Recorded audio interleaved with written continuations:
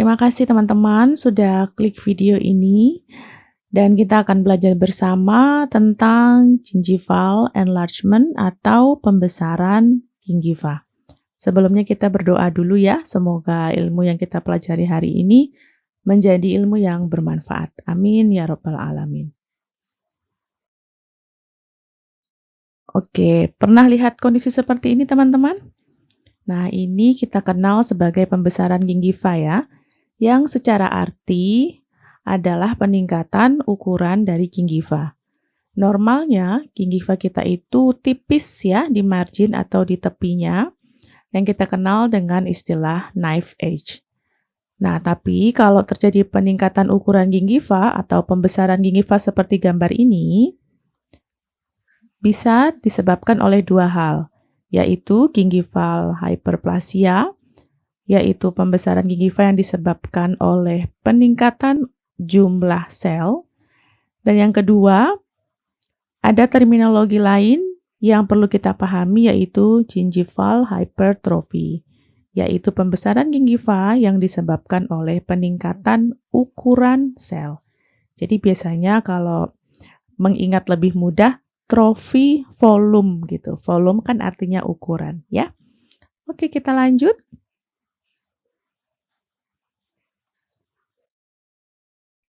Dilihat dari jenis lokasi dan distribusinya, kita bisa bagi menjadi localized, generalized, marginal, papillary, diffuse, dan discrete. Jadi localized ini terbatas hanya pada gingiva cekatnya. Satu atau lebih ya, biasanya satu di sini atau lebih, dua atau tiga begitu ya. Berbeda dengan general, itu biasanya seluruh gingiva pada rongga mulut.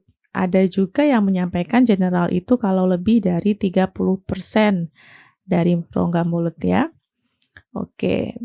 Ada yang marginal kalau terjadi hanya di tepi gingiva, papillary kalau terjadi pada papilla interdental gingiva saja, diffuse kalau ada margin dan ada attach gingiva hingga papilanya. Jadi ini yang diffuse.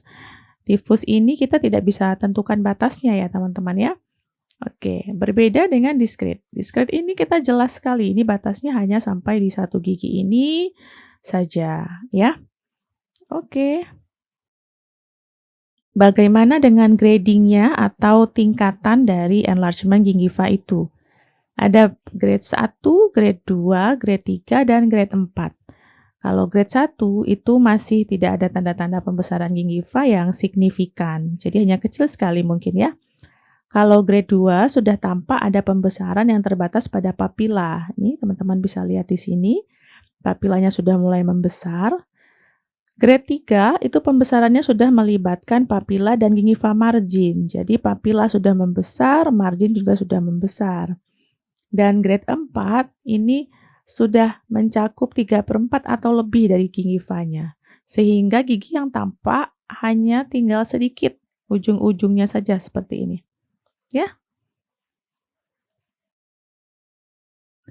Mari kita lihat klasifikasi berdasarkan etiologinya. Yang pertama ada enlargement atau pembesaran yang terkait dengan inflamasi, bisa kronis, bisa akut. Yang kedua, enlargement yang diinduksi oleh obat-obatan. Obat-obatannya ada antikonvulsan, ada imunosupresan, dan calcium channel blockers. Yang ketiga, enlargement yang berhubungan dengan penyakit sistemik atau kondisi sistemik tertentu. Kalau yang conditional enlargement biasanya berhubungan dengan hormon, contohnya pregnancy, puberty, atau kehamilan dan pubertas ya. Ada juga yang berhubungan dengan defisiensi vitamin C, plasma gel gingivitis, dan non-specific condition. Jadi yang ini kadang-kadang kita nggak tahu kenapa tiba-tiba bengkak. Tapi kalau dieksplor lagi mungkin ada riwayat trauma dan lain-lain. Kemudian ada enlargement yang berhubungan dengan kondisi sistemik tertentu, contohnya pada pasien-pasien dengan leukemia dan penyakit-penyakit autoimun ya. Oke.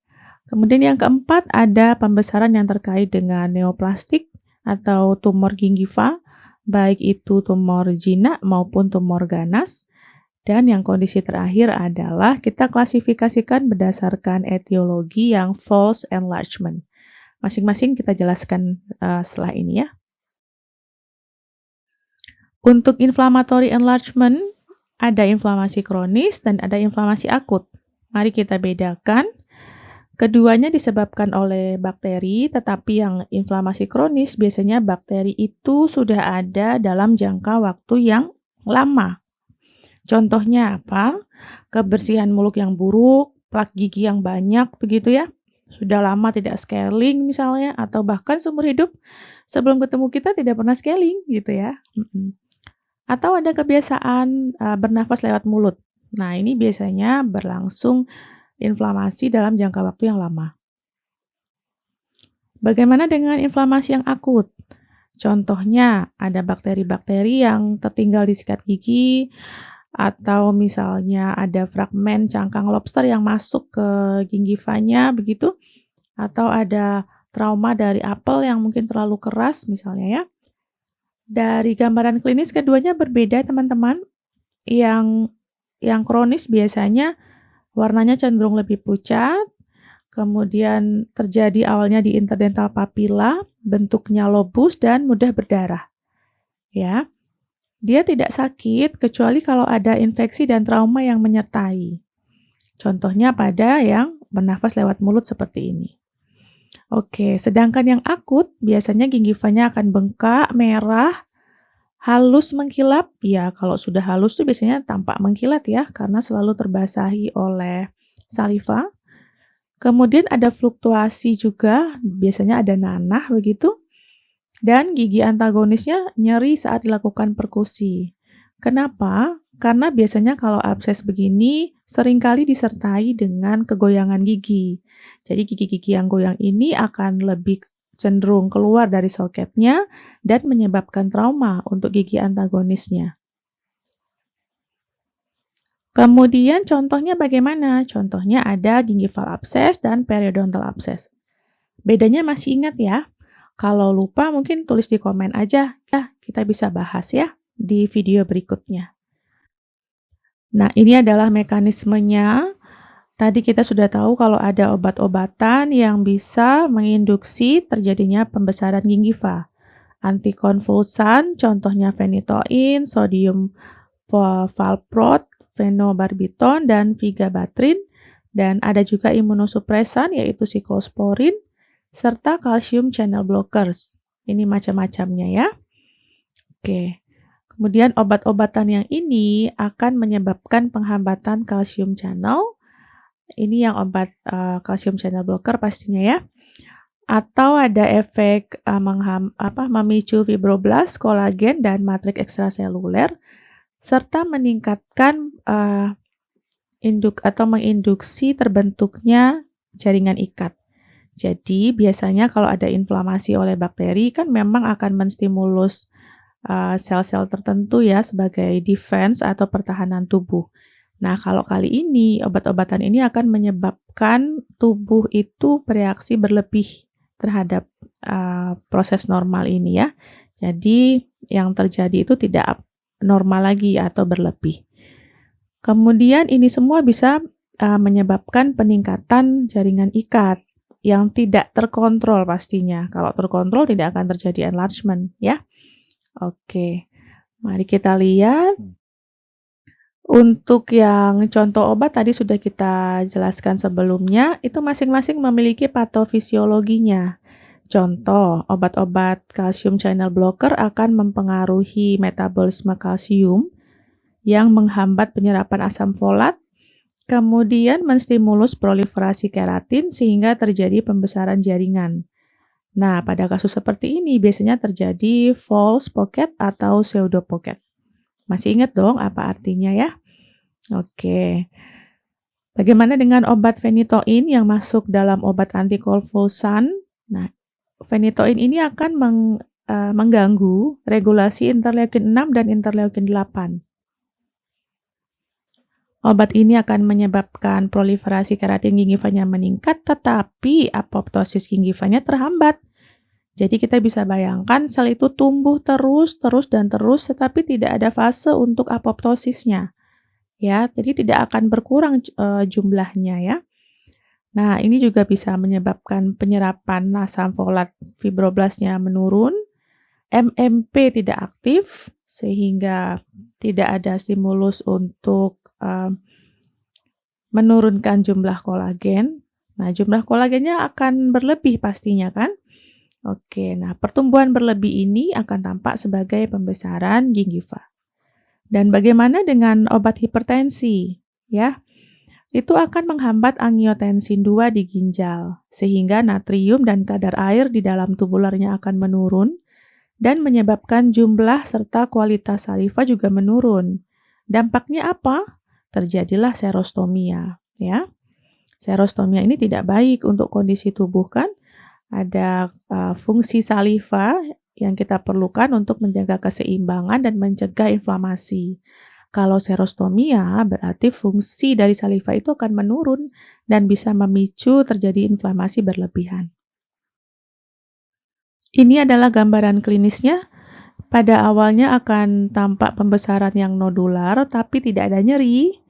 Kemudian awalnya terjadi di papila, lalu meluas ke margin gingiva, bisa di fasial dan bisa di lingual. Dan kalau mereka bersatu, itu akan mengganggu dan menutupi mahkota gigi. Ya. Nah, kalau mahkota gigi sudah sudah tertutupi maksudnya, maka kadang-kadang ini akan mengganggu oklusi. Karena kan ada bagian gigi kita yang menyentuh gigi antagonisnya kan? Nah, kadang-kadang sering tergigit begitu, ya. Kondisi ini bisa terjadi disertai inflamasi atau tidak disertai inflamasi.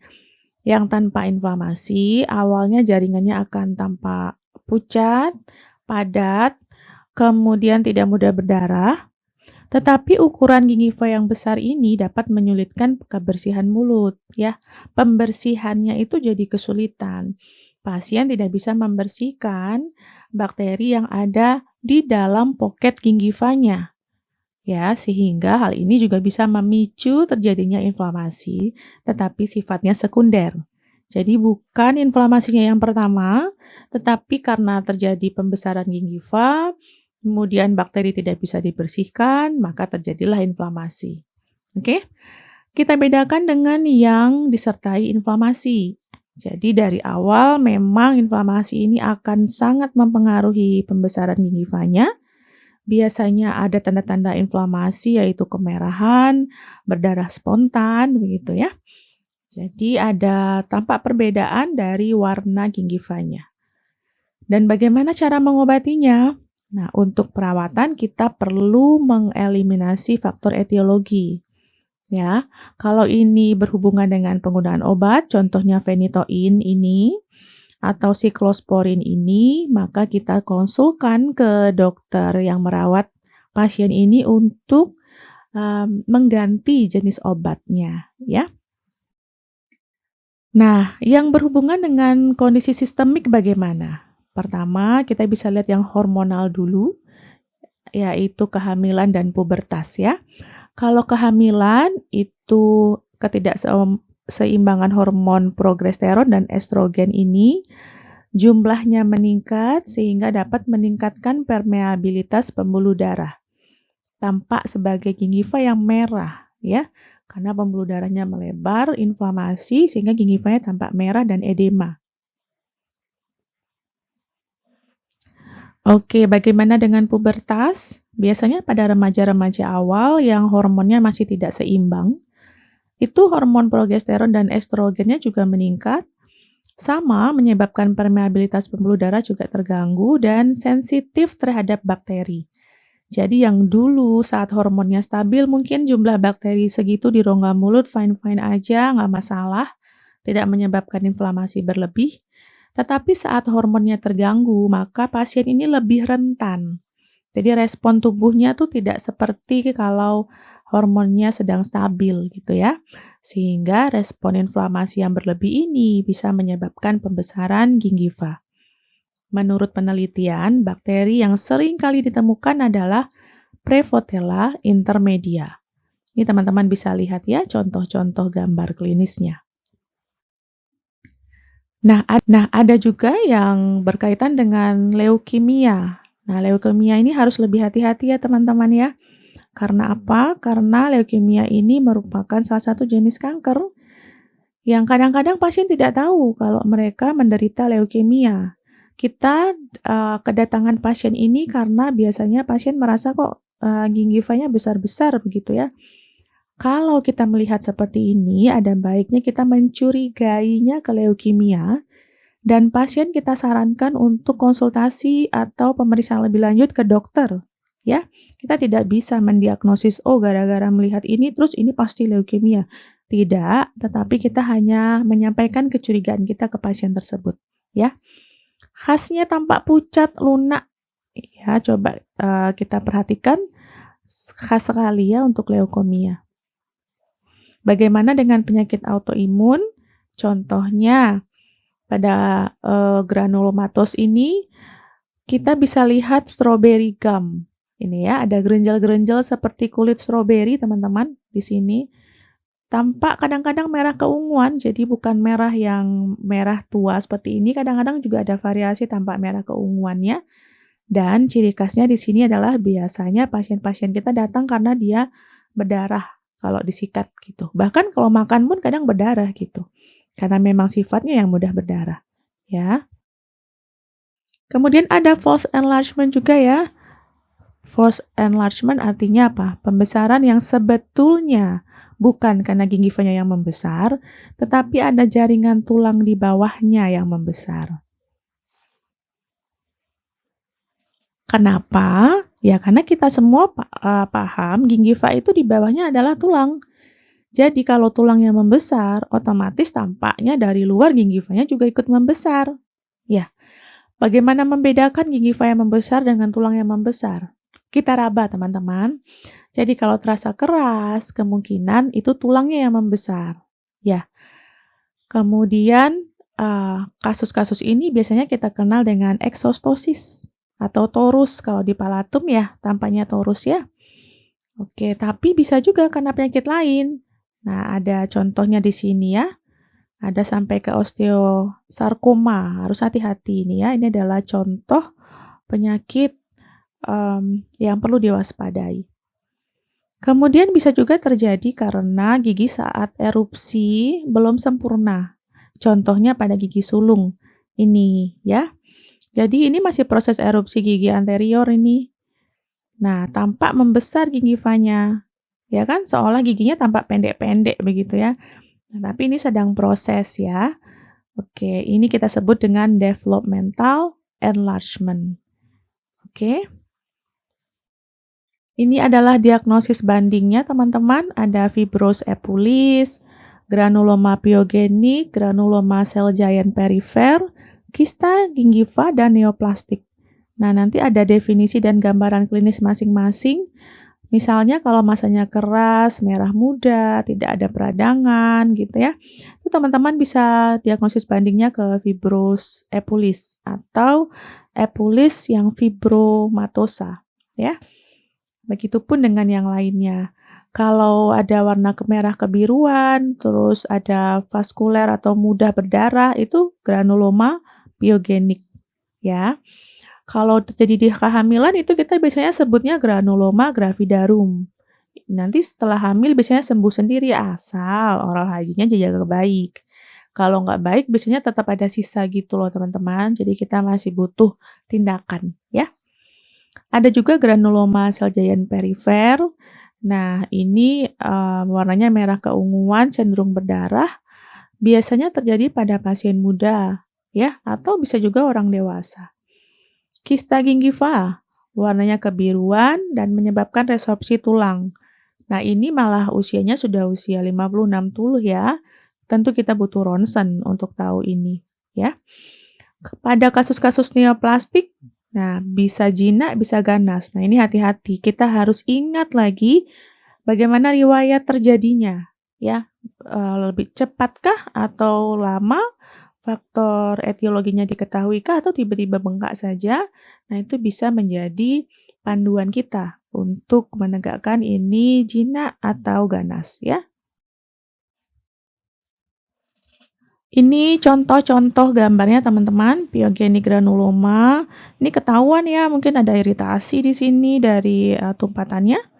Kalau ini papiloma terjadi pada 26 tahun, ada squamous cell carcinoma. Kalau ini hati-hati teman-teman, ini kita tidak bisa lihat batasnya di mana ini ya.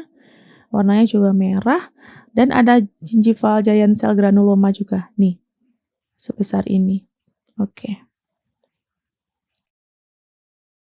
Nah, ini perawatannya. Yang pertama kalau ada fase emergensi yaitu ada rasa sakit, ada rasa tertekan karena ada nanah gitu ya, atau abses. Nah, kita harus lakukan pembersihan dulu. Kemudian kalau pasien tidak memungkinkan untuk dirawat, ya kita bisa beri obat kumur dulu dan antibiotik kalau perlu. Kita lihat seberapa luas peradangannya ya. Kemudian yang penting kita lakukan edukasi ke pasien kita untuk jaga kebersihan mulutnya, walaupun mungkin terasa sakit, terasa nyeri gitu, itu tetap perlu dibersihkan dan dibantu dengan obat kumur antiseptik ini. Kemudian setelah fase emergensinya reda, kita masuk ke fase 1 atau fase inisial. Di sini kita akan mengeliminasi faktor etiologinya. Ya, kalau bakteri ya berarti kita scaling, kalau banyak kalkulus ya kita buang semuanya, sampai yang subgingival kalkulus jangan lupa. Nah, kita lakukan DHI juga dan kita ajarkan lagi bagaimana cara menjaga kebersihan mulutnya, termasuk sikat gigi, butuh dental floss atau interdental brush misalnya. Oke. Nah, setelah itu kita evaluasi, kalau tidak membaik kita masuk ke fase bedah ya atau surgical phase-nya. Biasanya kita lakukan gingivektomi kalau belum ada kehilangan tulang. Kalau sudah ada kehilangan tulang, kita harus cari cara lain ya teman-teman ya. Oke, yang kemudian jangan dilupakan adalah fase pemeliharaan. Jadi kalau enlargement-nya sudah hilang, kemudian kita harus jaga kondisi ini supaya tidak kambuh lagi ya. Kita lakukan evaluasi rutin secara berkala. Daftar pustaka yang kami gunakan untuk menyusun slide ini. Terima kasih banyak teman-teman sudah bisa bareng-bareng menyimak sampai akhir ya. Kalau ada yang ingin ditanyakan, boleh ditulis di kolom komentarnya. Insya Allah lain kali kita bahas. Sampai ketemu lagi, semoga manfaat. Assalamualaikum warahmatullahi wabarakatuh.